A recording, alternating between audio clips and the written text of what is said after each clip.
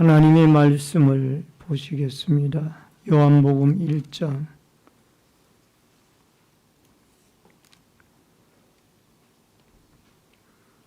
신약성경 요한복음 1장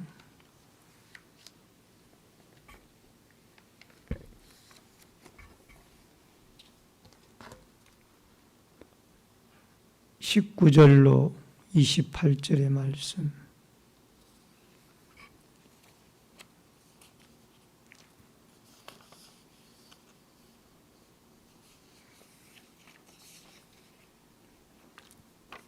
요한복음 1장 19절로 28절의 말씀을 봉독해 드립니다.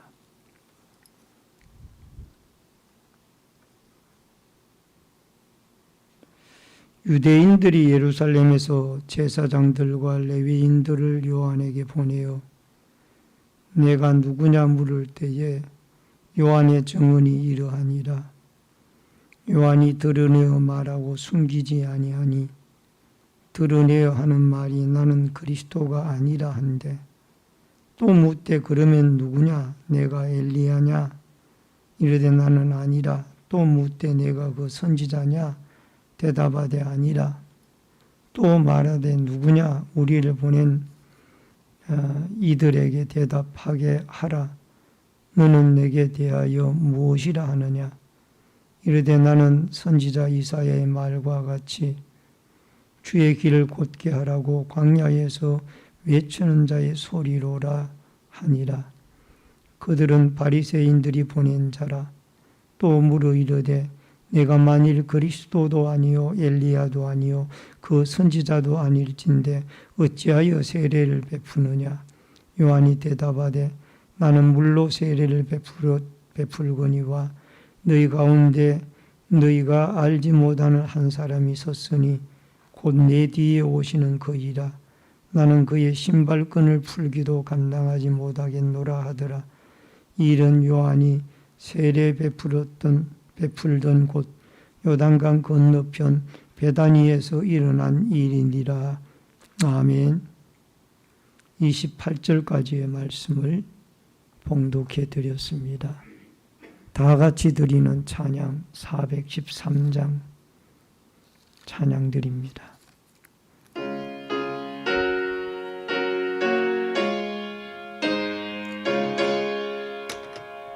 내 평 가는 길 순탄하여 늘 잔잔한 강 같던지 큰 풍파로 무섭고 어렵던지 나의 영혼은 너 편하다. 내 영혼 평안해. 내 영혼 평안해. 저 마귀는 우리를 삼키려고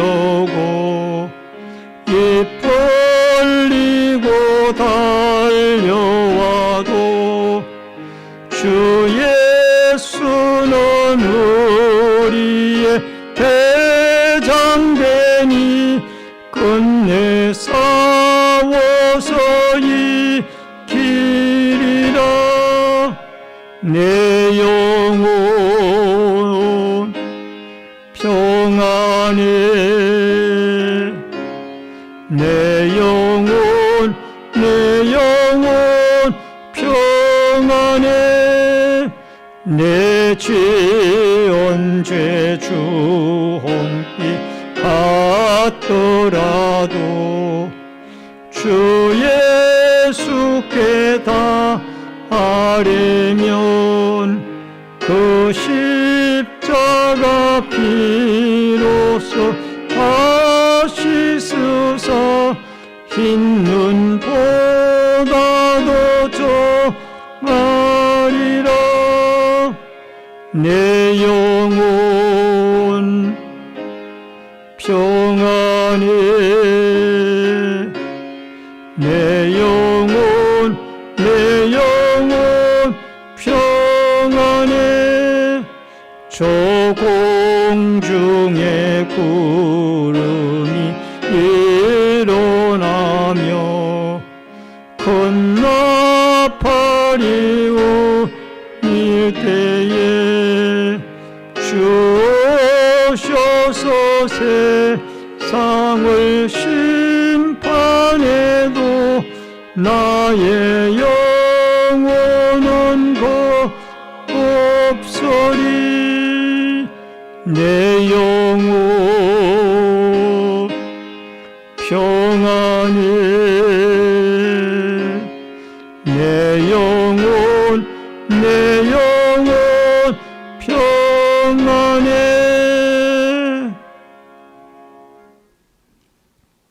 오늘은 요한복음 1장 19절로 28절의 말씀을 중심으로 세례 요한의 증언 제목을 같이 하십시다.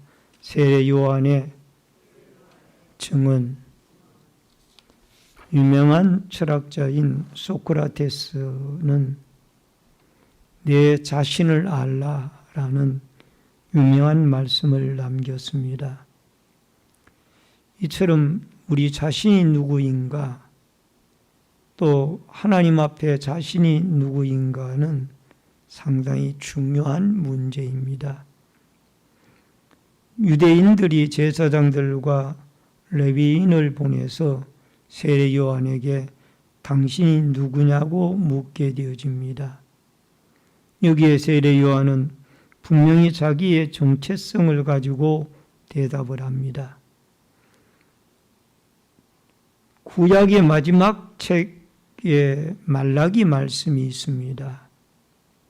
그런데 그 말라기 선지자의 예언이 있은 후에 약 400년간 침묵의 시간이 중간기 시대라고 해서 지속이 되어지고, 이 기간 동안에는 계시의 말씀이 없었습니다.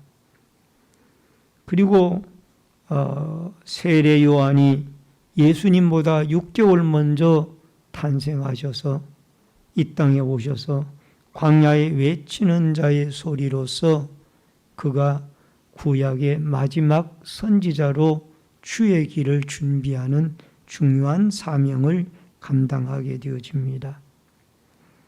세례 요한은 낙타트롯을 입고 메뚜기와 석청을 먹으며 또 광야에서 자랐는데, 누가복음 3장 7절에 보면은 독사의 자식들아 누가 너희에게 일러 장차 올 진노를 피하라 하더냐라고 바리새인들과 서기관들, 많은 유대인들에게 독서를 퍼부으면서 그들에게 회개하라고 외쳤던 사람입니다. 또 수많은 사람들이 그 세례 요한의 외침을 듣고 요단강가에 나와서 이 세례 요한에게 세례를 받기 시작을 했습니다. 이러한 사람이 유대인들에게는 당연히 궁금의 대상이죠. 이분이 혹 메시아가 아닌가? 혹은 선지자가 아닌가? 그래서 사람을 보내서 일부러 여기에 종교 지도자들을 보내가지고 내가 당신이 도대체 누구냐라고 그렇게 묻게 되어지는 그런 모습을 보게 되어집니다. 여기에 대한 세례 요한의 대답이 세 가지로 대답을 하게 되는데, 그 요한의 세 가지의 대답을 살펴보면서 오늘 본문을 통하여 같이 은혜를 나누는 귀중한 시간이 되어질 수 있기를 주의 이름으로 축원합니다. 우선 첫 번째로 나는 그리스도가 아니다 라는 것입니다. 여러분 20절 말씀을 같이 한번 읽겠습니다. 다 같이 있습니다. 요한이 드러내어 말하고 숨기지 아니하니 드러내어 하는 말이 나는 그리스도가 아니라 한데. 여러분 세례 요한은 분명히 드러내놓고 말하기를 나는 그리스도가 아니다 라고 그렇게 첫 번째 대답을 했습니다. 여러분, 유명한 내가 누구인지 이제 알았습니다 라는 조이 선교에서 나온 책을 집필한 닐 앤더슨이라는 분은 그는 가끔 당신은 누구입니까? 라고 그렇게 절교 질문을 한다고 합니다. 그런데 사람들은 외적인 것을 대답한다라는 것입니다. 내 이름은 무엇이며 또 더 나아가서 내 직업은 무엇이고 또 더 나아가서 내 신분은 무엇이고 내 직책은 무엇이고 이렇게 각자 외형적인 것을 대답을 하게 되어진다라는 겁니다. 여러분, 이렇게 외형적인 것을 대답하는 데는 사람들은 그 의식이 외형적으로 주로 의식이 되어 있기 때문에 나의 이름은 무엇입니다. 내 교회의 직분은 무엇입니다. 내 직업은 무엇입니다. 내 외형은 어떠하고 어떻게 생겼습니다. 안경을 쓰고 또 곱슬 머리에다가 또 얼굴은 하얗습니다. 아니면 검습니다. 이런 외형들을 주로 이야기를 한다라는 겁니다. 그런데 그의 책 22페이지에 보면은 아주 중요한 말을 합니다. 구체적으로 그리스도 안에서 하나님의 자녀의 신분을 확인해야 한다는 것이다.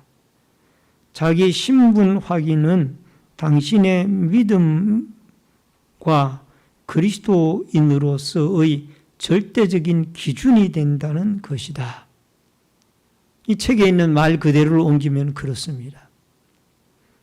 당신이 이런 외형적인 누구냐라고 물으면 외형적인 대답보다는 나는 그리스도 안에서 하나님의 아들이다.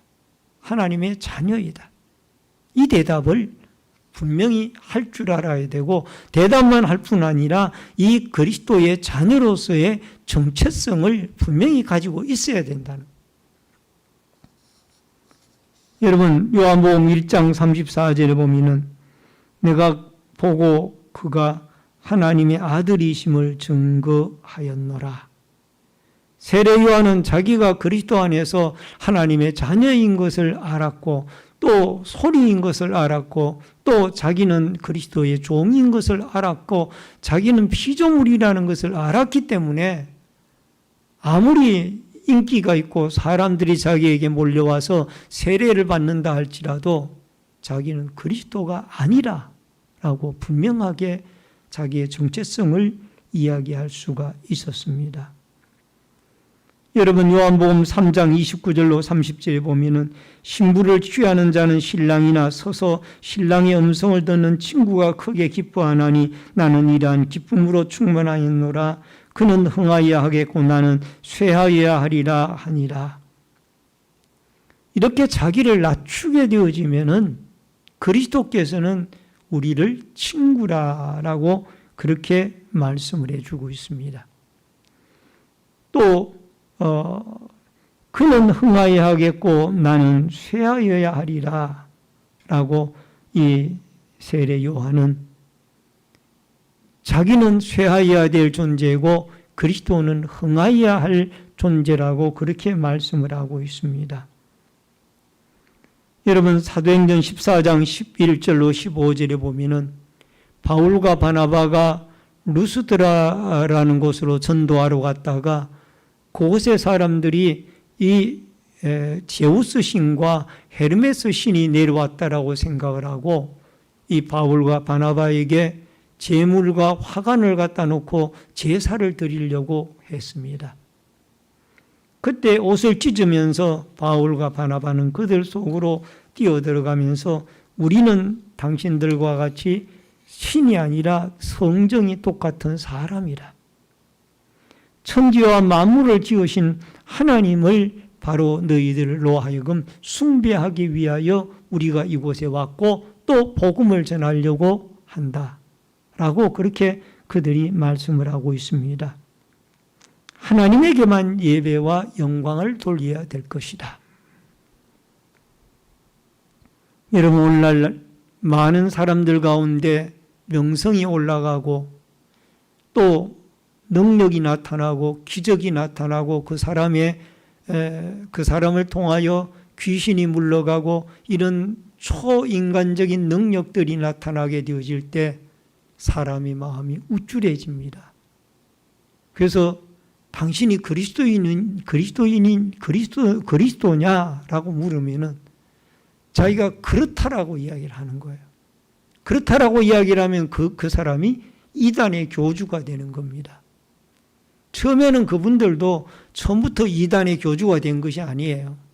처음에는 일반 성도들과 함께 열심히 말씀 배우고 기도를 하고 그렇게 예배를 드리던 사람들인데 어느 날 갑자기 성령의 강한 능력이 나타나고 기적이 나타나니까 이제 자기가 마치 그리스도라도 된 것처럼 우쭐해져서 내가 재림 예수다 그렇게 하는 순간부터 이단의 교주가 되어져서 이단의 학설을 펴게 되어지고 수많은 기독교인들을 현혹하게 되어진다라는 겁니다.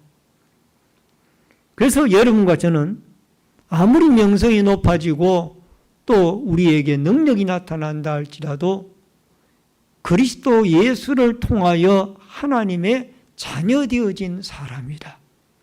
따라하십시다. 나는 그리스도 예수 안에서 하나님의 자녀 되어진 사람이다. 아멘. 이런 정체성을 확실하게 여러분과 제가 붙잡고 있어서 늘 내가 아무리 능력이 나타나도 이것은 주님의 능력이다. 내 능력이 아니다.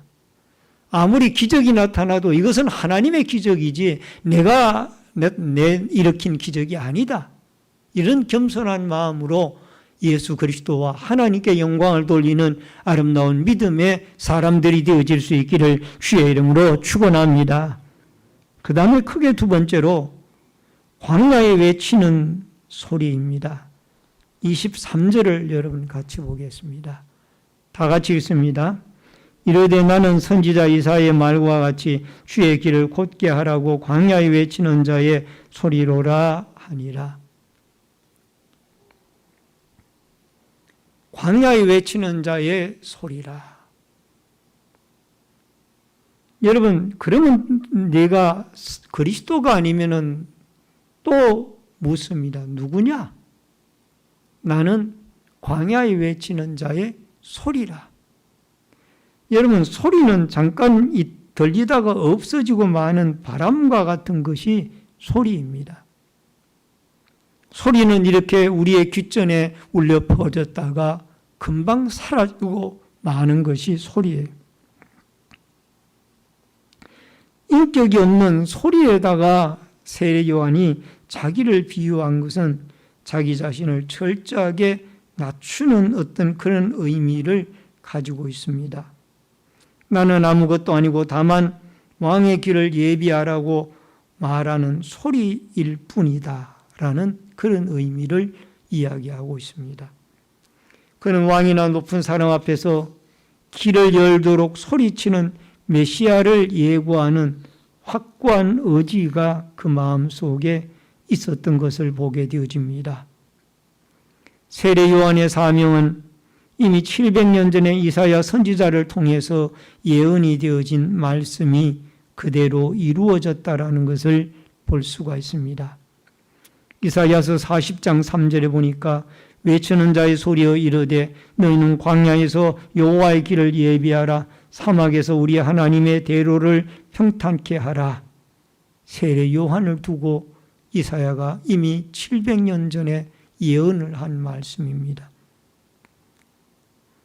여러분, 하나님은 일을 하시되 즉흥적으로 일하시는 분이 아니라 섬세한 계획을 가지고 치밀한 계획 속에 구원의 역사를 이루고 주의 길을 준비하며 세례 요한을 보내서 예수님보다 6개월 먼저 보내서 주의 길을 닦게 하고 그 다음에 주님이 복음을 전파하고 하나님의 나라를 전하게 되어지는 모습을 볼 수가 있습니다.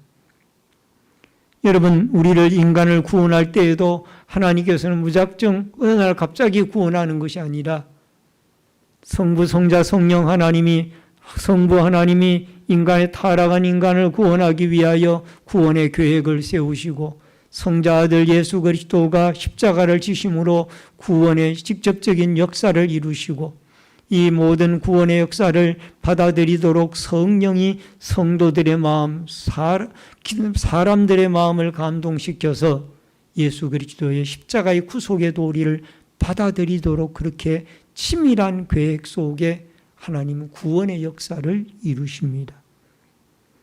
그런데 여러분, 세례 요한의 자기의 사명은 광야에 외치는 자의 소리입니다. 주의 길을 준비하는 거예요. 근데 이것이 어디에서 이루어지느냐? 광야에서 이루어집니다. 광야에서 그는 사명을 깨닫게 되고 받게 되어지는 겁니다. 그는 원래 제사장 사가랴의 아들입니다. 좋은 명문 가문 집안의 아들이에요. 그런데 광야로 나아가서 거기에서 생활을 하면서 메뚜기와 석청을 먹고 낙타 트롯을 입으면서 그가 그렇게 광야에서 하나님과 깊은 영적 관계를 가지면서 자기가 이 광야에 외치는 자의 소리로서 사명을 받게 되어집니다. 나는 주님의 길을 준비하는 자다. 내가 주님이 아니라 주님의 길을 준비하는 자다. 그렇게 깨닫게 되어집니다. 모세는 40년 동안 광야에서 훈련을 받고 비로소 사명을 받아서 그가 80세가 되어졌을 때에 출애굽의 역사를 이루는 이스라엘 백성들을 애굽에서 건져내는 일에 쓰임을 당하게 되어지는 것을 보게 되어집니다. 이렇게 우리가 사명을 발견하는 것은 편안하고 좋은 조건에 있을 때가 아니라 내가 고난 중에 있고 힘든 중에 있을 때 우리가 하나님의 음성을 듣게 되어지고 내가 하나님 앞에 할 일이 있는데 내가 이렇게 허랑방탕하게 생활해서 세상을 아무렇게나 살아가고 시간을 낭비하며 살아갈 사람이 아닌데 이런 것을 깨닫게 되는 거예요. 세례 요한도 고난이 찾아왔고 광야는 아무것도 없는 것이에요. 참 힘든 것 그 자체가 광야입니다. 그런 곳에서 하나님의 음성을 듣고 하나님 앞에 사명을 받게 되어지는 거예요. 시편 119편 71절에 이런 말씀이 나옵니다. 고난당한 것이 내게 유익이라 이로 말미암아 내가 주의 율례를 배우게 되었나이다. 고난을 통하여 하나님의 말씀을 배우게 되어졌다라는 이게 시편 기자의 말씀입니다. 그래서 고난이 오히려 자기에게는 유익이라는 겁니다. 여러분과 저에게도 수많은 고난들이 다가왔고 또 지나갔고 또 앞으로 있을지도 모르겠어요. 그런데 중요한 것은 이 고난이 우리에게 유익이라는 것이에요. 왜 고난을 당하게 되어지면은 우리가 하나님 앞에 매달리게 되어지고 하나님의 음성을 듣게 되어지며 하나님 앞에 내가 할 일이 무엇인가를 깨닫게 되어진다라는 겁니다. 그래서 광야라는 곳이 왜 필요한가? 이스라엘 백성들이 바로 광야 없이 가나안 땅으로 들어가면 될 텐데 그들이 광야에서 40년 동안 훈련받게 되어지는 것은 그만큼 그 가나안 땅에 들어가기 위하여 준비하는 훈련의 과정이 광야라는 곳이 그들에게 필요했던 것입니다.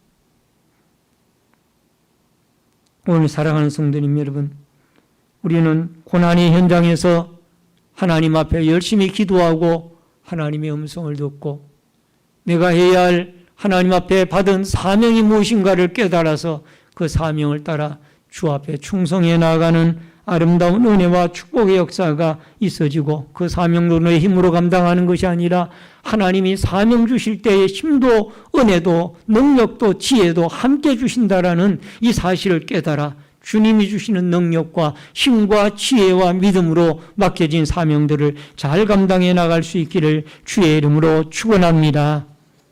그 다음에 마지막 세 번째로 세례 요한의 정체성입니다. 나는 종이라는 겁니다. 세 번째 대답입니다. 27절을 같이 읽습니다. 곧 내 뒤에 오시는 그이라 나는 그의 신발끈을 풀기에도 감당하지 못하겠노라. 당시 유대 사회에서는 주인의 신발을 묶고 풀고 하는 것은 천한 노예가 하는 일이었습니다.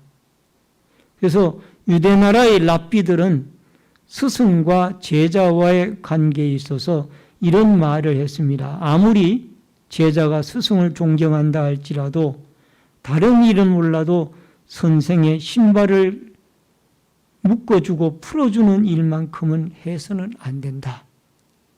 이게 고대 유대 사회에서 스승과 제자의 관계에서 하나의 철칙처럼 지켜지는 일들이었습니다. 신발끈을 묶고 풀어주는 이 노예는 종 중에도 가장 하천한 그런 노예였던 것입니다. 당신이 누구냐라고 물었을 때 세례 요한이 대답하기를 나는 종이다. 어떤 종이냐? 내 뒤에 오시는 그 귀한 분의 신발끈을 풀고 매기도 감당하지 못할 종이다. 천한 종보다 더 천한 종이라. 이렇게 자기를 비하시키고 있습니다. 이것은 세례 요한이 그 마음속에 하나님의 성령이 함께하고 있기 때문에 그가 겸손해야 할 줄 알았고 또 자기의 정체성을 분명히 알고 그리스도와 자기를 비교할 때 자기를 철저하게 비하해서 그렇게 말씀하신 것을 알 수가 있습니다. 여러분, 예수님의 육신의 형제 가운데 유다라는 사람이 있었습니다. 그분은 신약 성경의 유다서라는 그 성경 말씀을 지은 저자이기도 하죠. 유다서 1장 1절에 보면은 예수 그리스도의 종이요 야고보의 형제인 유다는 부르심을 받은 자 곧 하나님 아버지 안에서 사랑을 얻고 예수 그리스도를 위하여 지키심을 받은 자들에게 편지하노라. 자기를 예수의 육신의 형제라고 말해도 전혀 거짓말이나 틀린 말이 아닌데 그는 그리스도의 종이라고 표현하고 있습니다. 이건 육신의 동생이에요. 예수님 육신의 동생이에요. 유다가. 근데 그 유다서를 쓰면서 자기는 그리스도의 종이라고 그렇게 표현을 하고 있습니다. 둘로스라고 하는 이 종은요, 노예인데, 그 노예가 어느 정도 가치가 없는 노예인 거 아니, 하나의 괭이나 삽처럼 그런 물건에 지나지 않는 그런 노예는 그 당시에 가치관이 그런 상태였습니다. 빌립보서 1장 1절에도 보면은 그리스도 예수의 종 바울과 디모데는 그리스도 안에서 빌립보에 사는 모든 성도와 또한 감독과 집사들에게 편지하노니 바울도 자기를 종이라라고 표현했습니다. 그리스도의 종이라.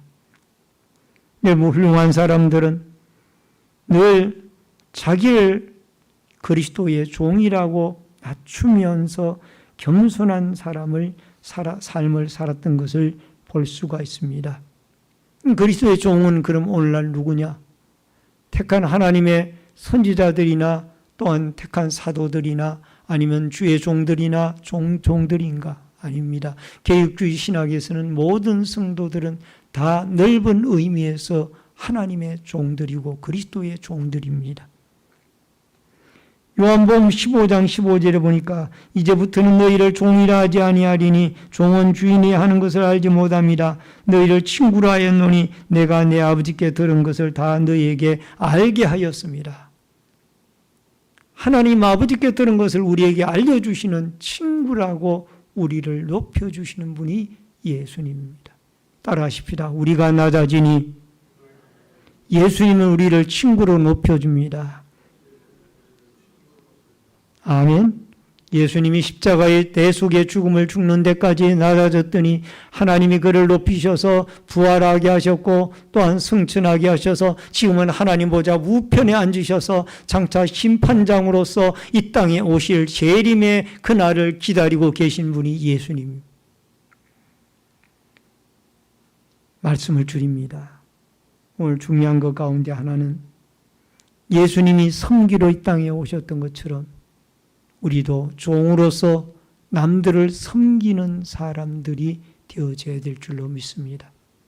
이렇게 겸손한 사람들이 되어질 때 하나님은 우리를 친구로 또 하나님의 귀한 자녀로 우리의 신분을 높이 불러주실 줄로 믿습니다.